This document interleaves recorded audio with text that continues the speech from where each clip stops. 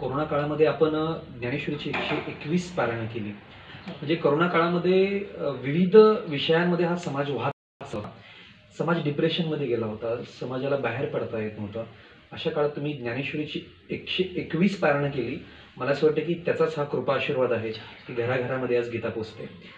ताई, मला असं विचारायचं आहे तुम्हाला की मागच्या 17 ते 18 वर्षाचा हा तप आहे आणि ह्या तपामध्ये तुम्ही काम करत असताना अनेक कुटुंबामध्ये गीता पोचलीत, अनेक कुटुंबामध्ये अध्यात्म पोचलेले. मला असं विचारायचं आहे तुम्हाला की ज्या कुटुंबामध्ये गीता पोचली, ज्या कुटुंबामध्ये अध्यात्म पोचलं, त्या कुटुंबातून तुम्हाला काय फीडबॅक आले किंवा तुम्हाला असं काय निदर्शनात आलं की त्यांच्यात झालेले काय बदल आहेत, थोडक्यात मला सांगा. त्यांच्यात झालेले बदल सांगायचं म्हणजे त्या महिलांना त्यांचे मिस्टर घराच्या बाहेर सुद्धा निघू देत नव्हते, कारण ते तमोगुणी होते. ते कोणी दारू प्यायचं, कोणी मांसाहार करायचं. त्या महिला एवढ्या टेन्शनमध्ये असायच्या. एक तर मानसिक टेन्शन होतं ना, आर्थिक टेन्शन तर खूप काय असायचं त्यांना. पण मग त्यांना थोडंसं मी बाहेर निघा तुम्ही, मग तुमचे मानसिक स्थिती बदलेल, आर्थिक स्थिती बदलेल. हळूहळू तुम्ही जर घरात गीता वाचली तर कळत न कळत तुमच्या मुलावर, तुमच्या मिस्टरांवर सुद्धा परिणाम होईल. कारण हे गीतेचे शब्द जर त्यांच्या कानावर पडले तर ते नक्कीच ह्या व्यसनातून बाहेर पडतील. आणि त्यांनी पण विश्वास ठेवला आणि मग त्या गीता पाठवून जायच्या, घरी पण पारायण करायच्या, काय काय करायच्या.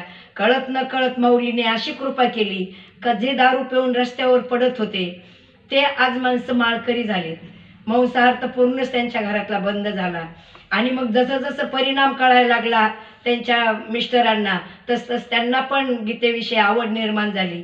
मग ते त्यांच्या मिसेसला काही अडवत नव्हते. मग ताई सांगतात ना, मग तू कुठं बी जा, कुठं ट्रिपला जायचं ताई बोलतात ना जा, कुठं पारायणाला जायचं, कुठं सप्त्याला जायचं. त्यांचा एवढा माझ्या विश्वास बसला ना, हीच माझ्या कामाची पावती आहे असं मला वाटतं. कारण ते म्हणते आम्हाला आता दुसरा देव काही माहीत नाही, तुम्हीच आमचे देव आहेत. तुम्ही आमच्या घरातली मानसिक आणि आर्थिक परिस्थिती सुधारली, ह्याच्यापेक्षा आम्हाला काय पाहिजे तुमच्याकडनं. अर्थात ज्यावेळेस श्रीमद भगवद्गीता अध्यात्म एखाद्या कुटुंबामध्ये प्रवेश करतं त्यावेळेस त्या कुटुंबामधलं वातावरणच पूर्णपणे चेंज होतं. अध्यात्मात तुम्ही जे परिवार आणले त्या परिवारांना स्पेशल काही ट्रीटमेंट द्यायची गरज नाही बसली की तुम्ही आता दारू सोडायला पाहिजे. ते ऑटोमॅटिक घडत गेलं. हे त्यांच्या सेवेचं फळ आहे. ताई, मी थोडंसं आता व्यक्तिगत तुम्हाला प्रश्न विचारायचे आहेत की आपण संसारी आहात, आपले मालक पण वारकरी संप्रदायातील एक ज्येष्ठ वारकरी आहेत, प्रवचनकार आहेत आणि खूप चांगलं व्यक्तिमत्व आहे. मला असं विचारायचं आहे की ह्या संसाराच्या रहाट गाडग्यामध्ये हे कार्य तुम्ही कसं चालवता, कुटुंबाची साथ कशी आहे तुम्हाला, आणि थोडंसं व्यक्तिगत कुटुंबाबद्दल आम्हाला थोडीशी ऐकायला आवडेल. माझ्या कुटुंबाची मला अगदी पहिल्यापासनं खूप साथ होती, सपोर्ट होता. पण ते सर्व्हिस करत होते तोपर्यंत त्यांना काय वेळ देता आला नाही. पण मला कधी अडवलं नाही. मला कीर्तनाला जायचं, नेऊन सोडायचे. आज मला पेपर तपासायचे, आज मला प्रश्नपत्रिका काढायची, त्यांचे सारखे कामं चालू असायचे. पण मला कीर्तनात नेऊन सोडायचे आणि कीर्तन संपायच्या वेळेला घेऊन यायचे. मग ज्या वेळेला ते रिटायर झाले 2006ला, मग ते म्हटले आता मला तू गीता शिकव, तो माझी गुरु हो, तू मला गीता शिकव, इथून पुढचा टाईम मी कशात घालू. मग मी त्यांना 3 महिने गीता शिकवली. आता त्यांचा तुम्हाला एक महत्वाचं आपल्याला इथे एक माहिती ऐकायला मिळाली की जर घरातली स्त्री अध्यात्मामध्ये असेल, अशा क्षेत्रामध्ये असेल तर स्त्री काय काय करू शकते. ताईंच्या माध्यमातून आदरणीय महाराजांकडे गीता पोचलेली हा महाराष्ट्रातला उलटा प्रकार आहे. ऍक्च्युली हे पुरुषांकडून स्त्रियांकडे येत असतं. पण आज एक स्त्री जर अध्यात्मामध्ये आली, एक स्त्री जर परमार्थामध्ये आली तर काय काय घडू शकतं हे जिवंत उदाहरण आहे. ताई, बोला पुढे. आज ते करोना काळापासून एकही दिवस त्यांचा चुकत नाही गीता पारायण केल्याशिवाय. आता मागच्या आठवड्यातलाच एक अनुभव आहे. गावाला एक मैत झाली, रात्री 2 वाजता फोन आला आणि ते असे घाई गेले, गीता बरोबर नेलीच नाही. आता सकाळी पारायण करायचंय, गीताच नाही. त्या गावामध्ये काही पाहुणे होते आमचे आणि विशेष म्हणजे माझी आई निरक्षर होती. माझ्या आईची गीता पूर्ण पाठ होती. तुम्हाला पाहिजे असेल तर मी तिचे व्हिडिओ दाखवल. 105 वर्ष आई माझी जगली आणि सुंदर तिचा शेवट झाला. तर आम्ही ते आईच्या 10व्याला 500 गीता वाटल्या होत्या आणि त्या 10व्यामध्ये एक व्यक्ती होता तिथं, यांनी विचारलं, अरे तू 10वीला होता का? म्हणे हो. मग तुला ते पुस्तक भेटलं होतं ना, ते पाय ना, मला दे म्हणे. ते पुस्तक त्या व्यक्तीने यांना दिलं.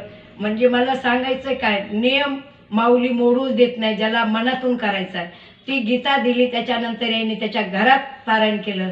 त्याला एवढा आनंद झाला. मग आज मी एवढा भाग्यवान आहे, मी आज 4 वर्षापासून हे गीतेचं पुस्तक आणून ज्या जागेवर ठेवलं होतं त्याच जागेवर होतं. आणि आज तुमच्यामुळं माझं घर पवित्र झालं आणि माझ्या घरात गीता पारायण झालं.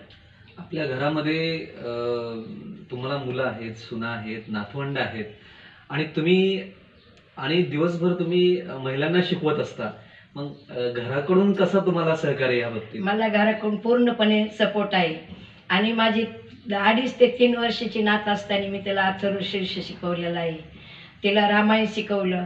तिला गवळणी भजन काय पाहिजे तेवढं शिकवलं. आता तिच्याकडं अभ्यासाचा लोड वाढल्यामुळं आता काय तेवढं लक्ष देत नाही.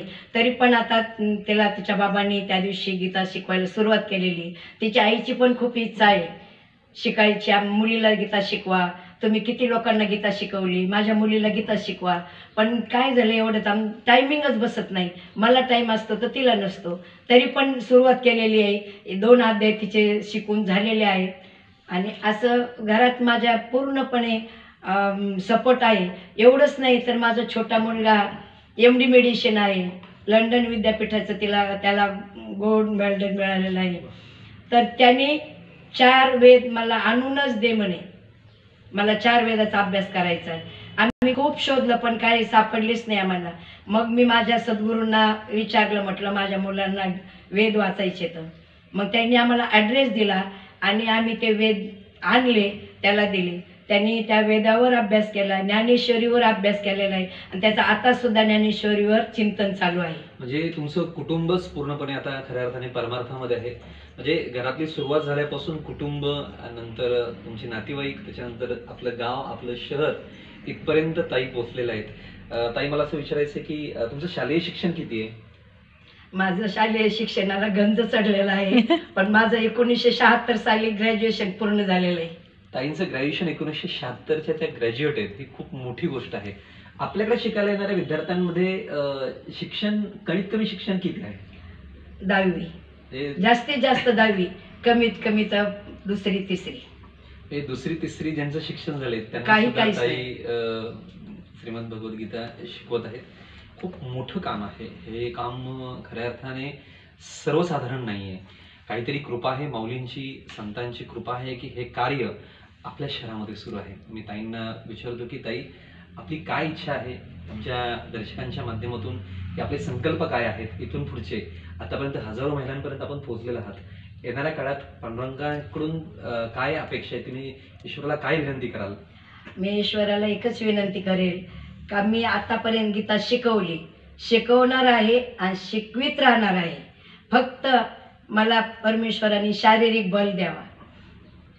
माझ्या मिस्टराच्या बाबतीत जर सांगायचं झालं तर 7वी 8वीला असताना 2-3 मित्र ते आळंदीला गेले होते. घरात काय असेल ते काय मला नक्की सांगता नाही यायचं. आळंदीला गेले, त्यातले 2घांना तिथं ठेवून घेतलं आणि माझ्या मिस्टरांना परत पाठवलं. तेव्हापासून त्यांच्या मनामध्ये ते होतंच थोडंफार काहीतरी. आम्ही आता जरी गावी गेलो का लगेच संध्याकाळी भजनाची तयारी करतात लोक. पोथी चालू असेल तर त्यांना आवर्जून बोलून घेतात.